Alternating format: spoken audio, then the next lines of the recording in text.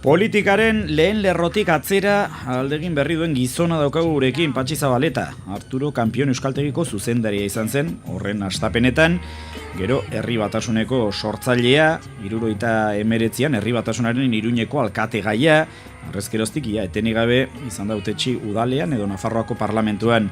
Euskaltzaina ere bada, eta idazlea, eta abokatua. Patxi Zabaleta, egunon? Egun, zuei eta entzuleko guziari. Lo egiten alduzu?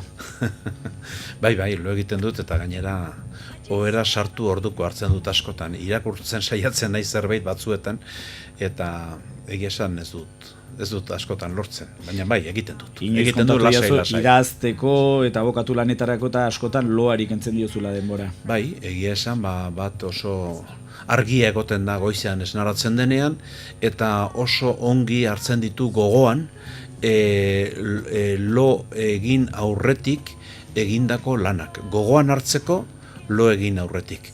Eta zerbait asmatzeko esnaratuta berehala. Martxoaren 27an egin zuten Nafarroako parlamentuan legealdiko azken osoko bilkura, Patxi Zabaletaren ibilbide politiko luzeko azkena ere izan zen. Zein sentipen osoko bilkura horretan?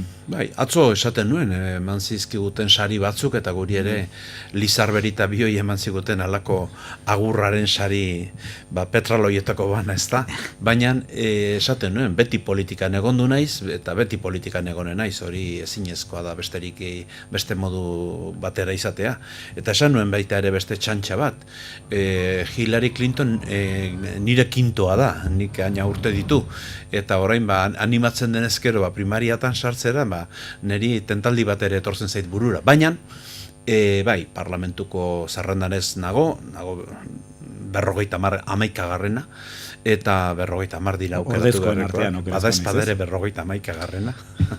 Eta horretaz gainera, esan beharra dago, behar dutela, ere tokiak persona berriek, eta behar direla gauzak aldatu, eta guzti horregatik, ez nago erakundetako politikako leian gaur-gaurkoz. Beraz, hori bukatu da, eta beste gauza batzuetan segituko dut lanean, segitu beharra izango dut gainera, eta horretan hariko naiz pozik eta alai. Parlamentutik bazoa zela, baina politikatik ez, zer esan nahi du, Aralarren lorontzi txinatar auskor horietako bat izanen zarela, orezko presidente moduan? Orezko presidentea naiz, Aralarren, eta hor segituko dut, partiduan segituko dut, eta, partidua Ezker Abertzaleko bat gehiago da, nik uste izaten dut, beti askotan esan dudan bezala, Herri Batasunan gertatu zen modura.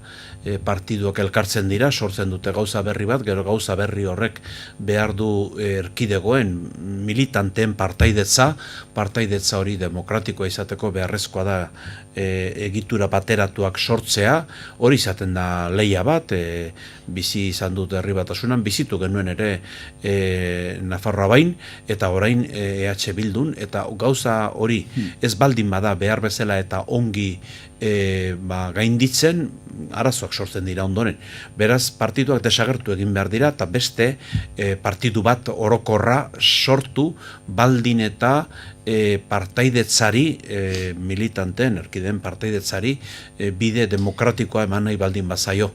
Eta hori beharrezkoa izaten da. Ez da beharrezkoa lehendabiziko urtean, ez da beharrezkoa bigarrenean, baina luzarora hori ezinbestekoa da. Pentsatzen ari nintzen ezagutu zintudanean bezala orain, galderak erantzuten dituzula egin aurretik. Hau da, lehendabizi kolokatzen dituzula zure erantzunak, eta gero uzten duzula galderak egiten. Izan ere galdetu nahi nizun, nola uzten zenuen Aralar, bereziki, eta nola uzten zenuen Ezker Abertzalea oroar. Berriki konparaziora, jakin dugu, Aralarri dagokionez, Txentxo Jimenezek alderdia utzi duela. Bai. Eta egia esan, pena handia hartu nuen momentu horretan, gure ez adostasun. Elkarlan luzea egin dugulako, hain zuzen ere, larun batean, okerrez banago joan den larun batean 8, eman zuen jakitera alderdia uzten zuela, eta aste hortan bertan, ostegunean, bilkura izan genuelako, eta ostiralean, beste arrazoi batzuengatik elkarrekin, eta elkarren ondoan bazkalduak ginen, eta bazkariak izaten dira zuzen ere hitz egiteko eta eztabaidatzeko aukera egokia askotan, eta ez zidan ezer esan, eta nik ulertzen dut, bere joanera eta bere gora bera guziak eta aintzat hartzen ditut eta errespetatzen ditut. Baina horrela egin izanak, samin pixka bat sortu zidan. Dena dela, alderdi guzietan batzuek egiten dute, poliziarena ez da egite zera hona da, eledun onarena eta eledun gaiztoarena, horrelako rol banaketa izaten da. Txentxo Jimenezek biztan da eledun gaiztoarena egin duela, akaso sentitzen du gero alderdiak ez duela behar bezala babestu? Izan liteke hori bere sentimentu bat, baina nik esan beharko nuke eztabaidatan eta beste alderdiekin eztabaidatzen genuenean, beti barne eztabaidatan behintzat etzela hori izaten gure paper banaketa. Gogoan dut nola behin baino gehiagotan esaten didaten gogorragoan nintzela ni eztabaidatzen ari ginenean zerbait txentxo baino. Eta egia esan, Nafarroako politikaren aldaketan mugarri bat izan duten Nafarroa bai sortu genuenean, paperik gogorrena niri gertatu zitzaidan jokatzea, eta orain politikan Nafarroan ezberdina da. 2007-tiko nuntza alternatiba ez da alderdi sozialista bihurtu da bisagra. Lehenago, bisagraren papera egiten genuen, oso paper importantea da politikan, egiten genuen, herri batasunak edo Euskal Herritarrokek, eta orain paper hori egin beharko luke, ez du egin nahi, hortatik datozkio bere disfunzio guziak alderdi sozialista. Baina bisagra izaten segituko du?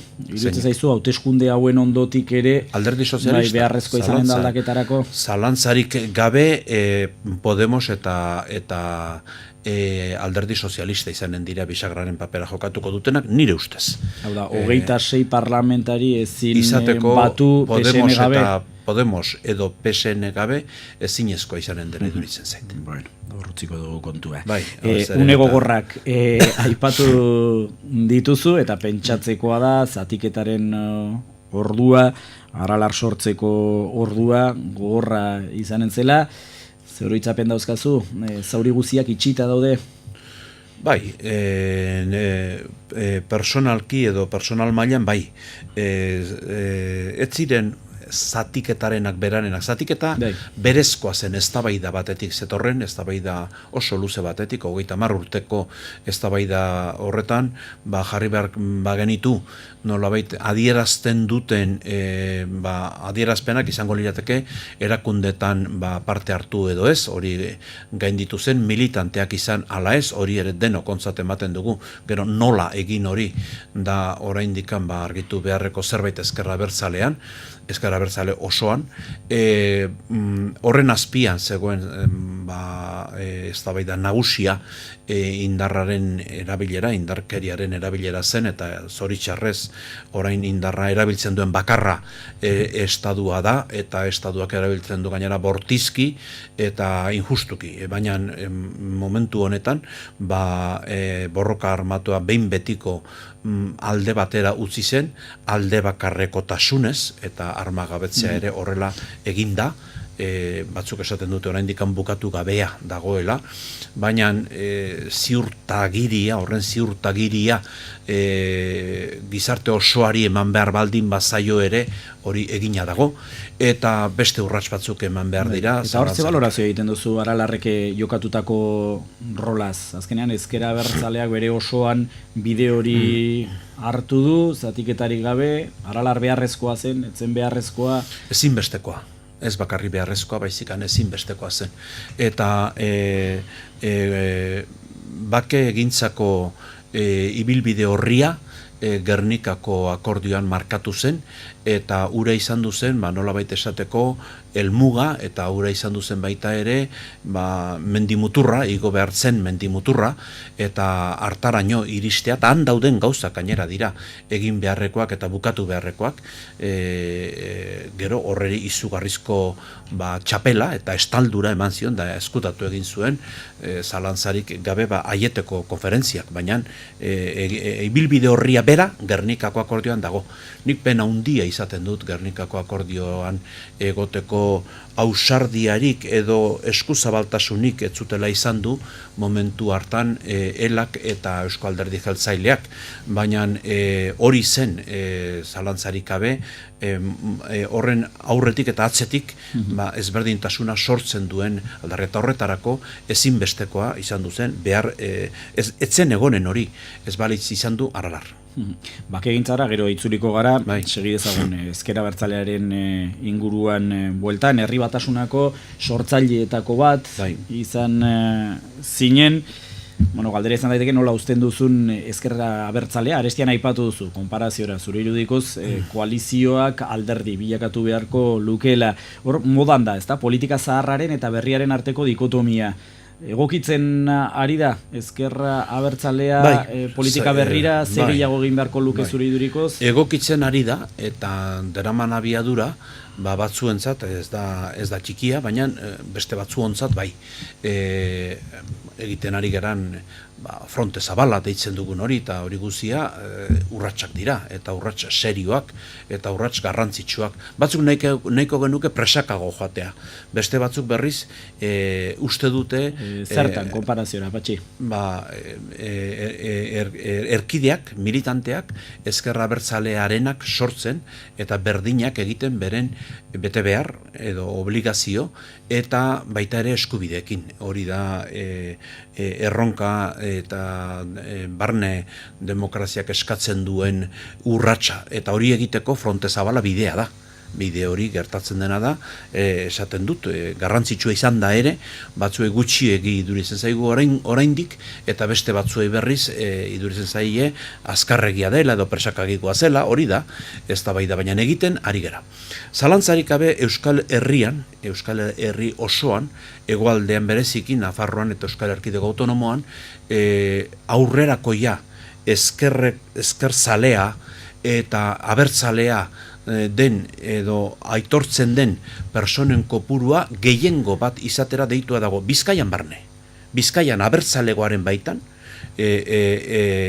aurrerakoi ezkerreko eta abertzale direnak gehiengoa gara eta dira.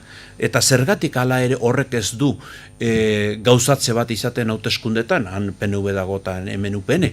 Zalantzarik gabe oraindik badaudelako iragan denboretako zamak, eta zama horiek zaila delako. Esan beharra dago baita ere, abertzalegoaren barnean, abertzale ez direnetan bezala, eskuina eta ezkerra daudela eta egon behar dutela zorionez. Eta beraien arteko lehiak izan behar duela lehia benetako bat. Irlandan hemen eta toki guzietan abertzale izateak ez duelako esan nahi, ez gaitezkenik izan, batzuk eskuinekoak eta besteak ezkerrekoak. Ea bada, asmatzen dudan itzulpena egiten, zamaz ari zarelarik eta zari zara, eta bigarren galdera, ezkerraz eta eskuina zari zarelarik, esaten ari zara, gero abai eskuina dela? Zalantzarik gabe PNV-k jokatzen duen tokia eta papera bete behar du etorkizunean gero abaik Nafarroan duen izena daukelarik ere. Eta abertzalegoak Nafarroan ere izan behar du, Gipuzkoan duen bezala, Irlandan duen bezala eta toki guzietan duen bezala, sentimentu bat eskuinekoa eta ezkerrekoa. Eta Eskozian duen bezala, naiz eta orain, alderdi eskozesak, Eskotxe Nazional Parti delakoak, bere indar ikaragarriarekin, ezkerreko jarrerak bere ganatu dituen egin handi batean eta prestatzen ari den, denborak esanen du hori horrela gertatzen den, laborismoarekin gobernatzeko Bretaña handi osoan. Baina alata guztiz ere, abertzalegoaren baitan, toki guzietan izaten dira sensibilitate batzuk zentrotik eskuinera dijoaztenak, erditik eskuinera dijoaztenak, eta beste batzuk erditik ezkerrera dijoaztenak. Eta hala ez balitz, gainera ez genuke herri dinamikarik eta herri dialektikarik izanen abertzalegoaren baitan. Eta hori ezinbestekoa da. Bestetan badago, abertzale ez direnen artean badago. Eta dinamika horrek edatzen ditu, zabaltzen ditu, askoz ere eremu zabalagoan abertzalegoa zabaltzen dena baino. Eta hori ezinbestekoa da eta beharrezkoa da. 1979an, Aristian aipatu dugu, Herri Batasunaren Iruñeko alkate gaia izan zinen. Galdera izan daiteke zein inean aldatu den giro politikoa. Hor, lehen legealdi horretan ez, baina gero udalean bat egin zenuen, konparaziora Juan Cruz Airekin, goi mailako udala zen hori, asko irudipena dute arrezkeroztik maila hori batez beste dezente jetxi dela. Bai, egia esan, Juan Cruz Airetaz galdetu zidaten lehengo egun batean baita ere gobernuan han egondu ginen eta lehen aipatu dudan bisagraren papera egitea gertatu zitzaigun Herri Batasuneko parlamentari nintzela eta aukeratu behar izan du genuen ia bidean hori ematen genion. Urralbururi, ala Juan Cruz Airi, oso gogorra izan duzen. Eta lehenago udalean balduzi damutzen zaren hartaz. Gazi gezak izaten dira ondorioak, gazi gezak, bai. Izan ere, legealdi hartan bertan, bai, legealdi hartan bertan, alderdi sozialistak hautsita egia da, Perez Balda alde batera joan zelako, Rodríguez Pedraza izena zuen beste bat oso damututa ikusi izan du genuelako, eta horrela, baina esate baterako ikurriña baztertzeko aleginen bat egin zuen Victor Manuel Arbeloa eta beste eskuin muturreko batzuk bultzatuta, ikurriña baztertzeko aleginen bat egin zuen UPN-erekin eta UCD-erekin.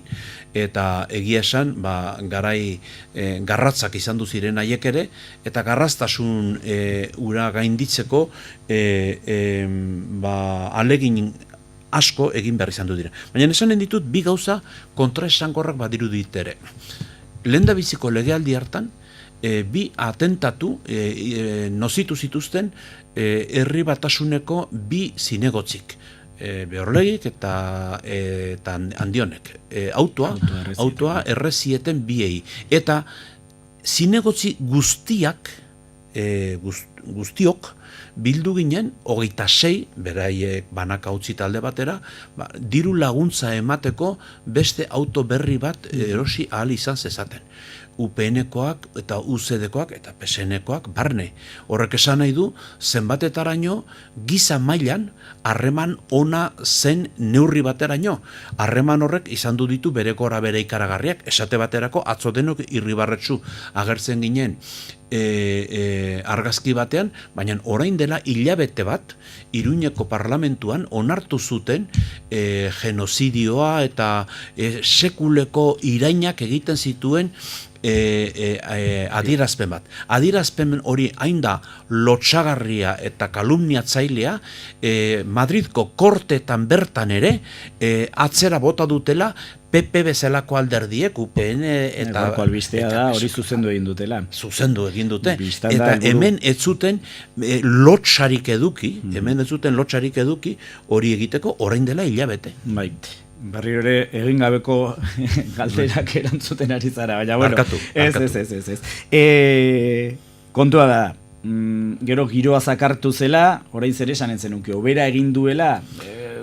Kontrako jokaera askorek baten bai. Zinetela ebatzi zuen edo onartu zuen parlamentoa duela gutxi, baina gero egia da aldaketa zenbait izan direla, zuen arteko harremanetan konparaziora, edo ez dakit legealdi honetan parlamentoan izan dira Mikel Zabaltzalen eta Angel Berroetan esen ideak, hori pentsa ezina zen duela 4 urte konparaziora. Baina aldi berean, agerraldi hori egin ondoren, eta agerraldi horretan oso errespetu haundiz hitz egin zuten alderdi guztiek, UPN eta PP eta denak barne, baina agerraldi hori egin ondoren, gero, lehengo legean kanpoan utzitako biktimen legea onartu zenean, ez ziren gai izan du abstentzioaraino iristeko ere. Kontra bozkatu zuten, eta hori penagarria da konponbiderako egindako lege xume batek, 7 artikulu besterik ez du, prologorik ere ez du, horretan abstentziorako bidea ere ez onartu izana, askok, nik beste batzuen artean, behin eta berriro eskatu genien moduan. Bakigintzaren inguruan azken hilabeteotan hainbat titular sonandiko eman dituzu, batez ere esanez eta ez duela desagertu behar berresten duzu hori. Bai, uste dut. Eta egin behar duela, egiten ari dena, aldatu, lehendabizi berak bere hitzez emandako agindu bat dago mai gainean, eta da, borroka armatua behin betirako utzi duela. Hori nork adostu du, nork hartu du akordio hori, nork sinatu du. Bakarrik etak esan du, etak bere hitzari usteko jarraitu behar du izaten. Bigarrena, presoak dauden bitartean, etako presoak dauden bitartean, eta bera desagertzea, izango litzateke kontraesan bat, baina kontraesan horrek gainera utziko lituzke juridikoki ere, halako babestasunik gabe, baina garrantzitsuena. Zeinek egin behar du autokritika eta zeinek egin behar du aitorpena egindako kalteaz eta guzti horretaz. Banaka batzuk hor ibili direnak eta behar bada orain etarekin ados ez daudenak. Ez, egin behar du erakundeak berak, erakundearen beraren jarraipenak. Beraz, hemen gertatu behar du, beste tokietan gertatu den bezala, Irak segitzen du izaten, existitzen jarraitzen du, eta horrekin norbaiteri kalte egiten aldio Irlandako bakegintzako prozesu luze guztian, ez? Hori beharrezkoa da, hemen ere bai. Zer gertatzen da? Askotan esaten duten horiek guztiak, aitortu behar da egindako kaltea, gero esaten dute desagertu behar dela, desagertzen bada ez du aitortuko. Kontra esan guzti horiek gainditzeko beharrezkoa da erakunde zibil bilakaturik jarraitzea existitzen noiz arte presoen eta biktima guztien eta bakegintzaren oinarri guztiak ongi ezarri arte behintzat. Eta hori noiz gertatuko da? Kurrinak lehengo bere azkeneko adierazpenetan esaten zuen 5-7 urteak jartzea ez da izaten askotan asmatzeko baldintza, baina nik uste dut adibide bat jartzekotan hori esan beharko nukela. Beraz, nik hori da pentsatzen dudana, eta ez bakarrik esandako argudioengatik badaude ere, beste argudio oraindikan gogorrago batzuk. Eta erakundeak irauten jarraitzen duen bitartean, oso zaila edo ezinezkoa da beste ezer sortzea eta beste inolako alternatibarik izatea borroka armatuaren tentazioa eskuetan har lezakenik. Eta bestela berriz errazagoa izango litzateke. Beraz, argudioak asko daude, batzuk dira oso garrantzitsuak eta adierazteko oso errazak, besteak dira berriz zailagoak adierazteko, baina hor daude. Autokritika aipatu duzu, modako hitza Euskal Herriko hiztegi politikoan aditz moduan irudipena daukat oso erraz jokatzen dugula autokritikatu aditza bigarren eta hirugarren pertsonan. Lehendabizikoan gehiago kostatzen zaigu alor honetan bakegintzaren alorrean nolabait esateko autokritikaren bat egiteko, Patxi? Bai. Zalantzarik gabe nire 67 urteko muturrearen ikuspegitik, esan dut Hillary Clintonek aina urte ditu dela momentu honetan, gauza batzuetan lehenago ibili izan banitz, ausartago izan banitz, behar bada gehiago egingo nuen edo gehiago asmatuko nuen. Hori da, nire buruari zigorkadak eman nahi dizkio danean esaten dio dana. Autokritika asko egiten dut eta gauza askotan uste dut ez dudala behar bezala asmatu, saiatu nahi zenean ere ez dira gauzak beti ongi ateratzen, eta alere onartu behar dut egindakoak nik eginak direla bere aktiboekin eta pasiboekin. Autokritika egia da, eta erderaz esaten den bezala zu pekataria, edo latinez ere esaten zen hori, ezin daiteke errezatu behar dena da ni pekataria. Bakegintzaren normalizazioaren, bizikidetzaren alorrean askatu beharreko lokarri nagusietako bat, gure uste Makalean presoena, eta besteak beste Arnaldo Otegik espetxean segitzen du, baita besteak beste zuen alaba Mirenek ere. Bai, Mireni jarri diote ja aterako den eguna, eta izanen da urriak 11, urriak 13an harrapatu zuten, urteak beteko lirake 12an, eta ez diote ez egun bat eta ez minutu bat barkatzen, urriak 11 da bisiesto bat izan du delako tartean, gogorra baldin badirudi ere. bizkor daude, bateraguneko presoak jarraitu dute beren ideiak eta beren asmoak defendatzen egondu diren tokian, eta alduten moduan, ez da erresa izaten gauza asko adieraztea kartzeletik. Esate baterako, miren preso dagoen ezkeroztik 5 urte eta erdi luze, sortua da, orain eguneroko eduritzen zaigun gauza bat, mirenek WhatsApp zer den badaki, baina erabiltzen ez daki, ez du erabili, eta olako gauzak eduritzen dira.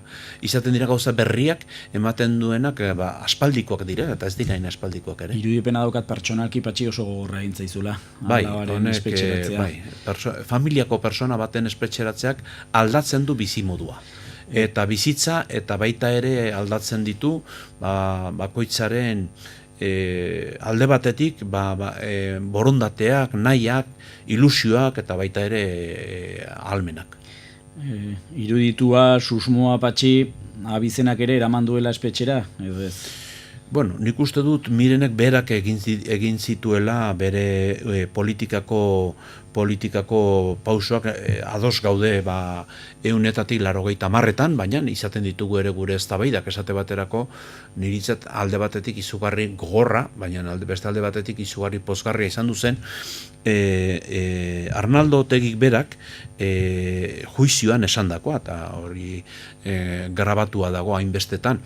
Gertatu zenean T4 ekintza armatua Madrilen izan duzela ezker abertzaleko bi sensibilidadeon artean azkeneko izugarrizko konfrontazioa, eta ez bakarrik gure artean, baizikan gizartean bertan, Arnaldo Otegik aitortu zuen momentu hartan betiko erantzunak ematen hasi zirela, eta betiko erantzun hoien kontra gazteek konfrontazio osoa egin zutela, esanez hori ez da aski, eta orduan nik esan behar dut beraiek ere beren bidea egin zutela, eta ez nuke esan nahi bere merituz, zeren eta ez da hori esan beharreko hitza, baina bere erantzunkizunez eta bere emari politikoaren gatikan egondu da miren 5 urte eta erdi injustuki askatasunaz pribatuta, askatasuna kenduta. Hauteskunde atarian gaude, 1979tik hautagai izan gabe biziko dituzu lehendabizikoak izanen dira. Regimen regionalistak inoiz baino ahulago dirudi, kanen desagertzea, dietak, osasun bidea, osasuna, ogasuna, murrizketak, Navarrarena eta Enparauak aldaketa izanen alda, edo beste modu batean galdetuta, aldaketa izanen ahalda. Galderari erantzun baino lehenago zuzenketa txiki bat. 83tik 87 egondu nintzen apartatua politikatik, besteak beste, beti izan duden eztabaida gogor horrek, orduan esaten zen hauteskundetan parte hartu edo ez, eta horrek, eztabaida horrek bultzatu gintuelako batzuk baztertzera. Sarreran ongi egin dugu, esan dugu, ia etenik gabe izan zarela hautetxe, eta gero galdera honetan utxe egin dugu. Hori zuzenketa hori eginda ondoren, nik uste dut Nafarroako gizarte aldatu dela, eta sakonki aldatu ere, eta momentu honetan horrek beharko lukela ordezkaritzaren aldaketa, behar luken bezala 2007tik onuntza. Eran egondu nintzen joan den astelenean, purasekin, eta aritu ginen gauza askotaz gogoratzen 2007ko gauza askotaz. Orain ere beldur naiz izango direla orduko Pepino Blanco eta Rubalcaba hemengo erabakiei Podemosen lekuan edo PSN-ren lekuan edo beste leku batzuetan oztopoa jarriko diotenak edo Madrileko ustezko interesak aurretxiko dituztenak edo lehenetxiko dituztenak, beldur izatekoa da beti hori.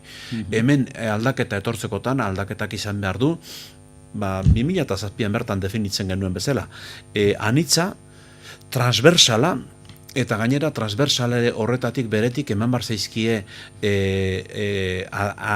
terapideak edo soluzioak hemen ditugun betiko arazoei. Esate baterako hizkuntzari, egin beharko da hizkuntza politika transversala.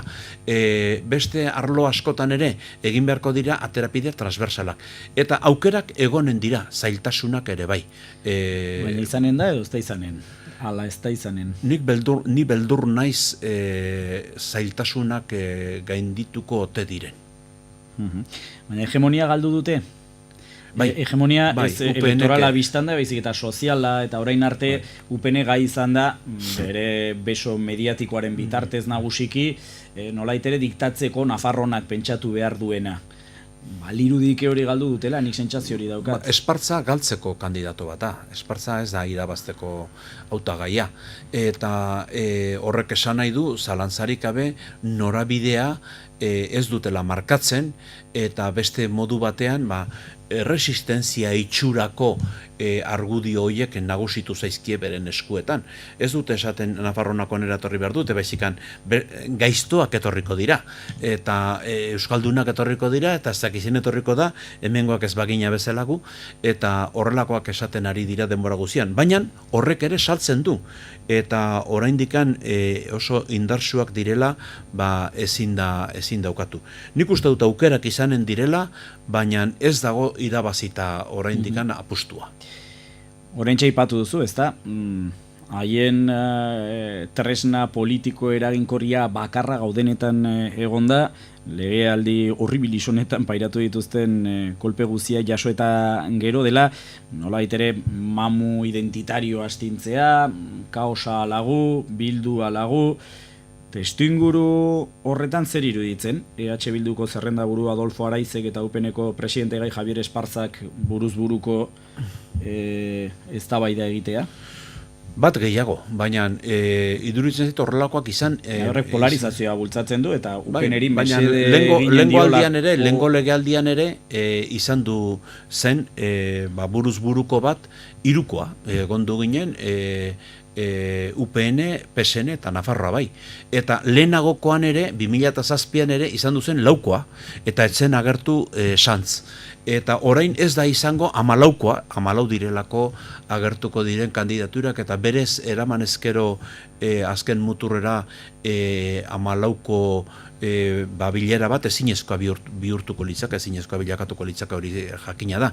Baina egin beharko dira biko hori eta baita ere beste lako batzuk.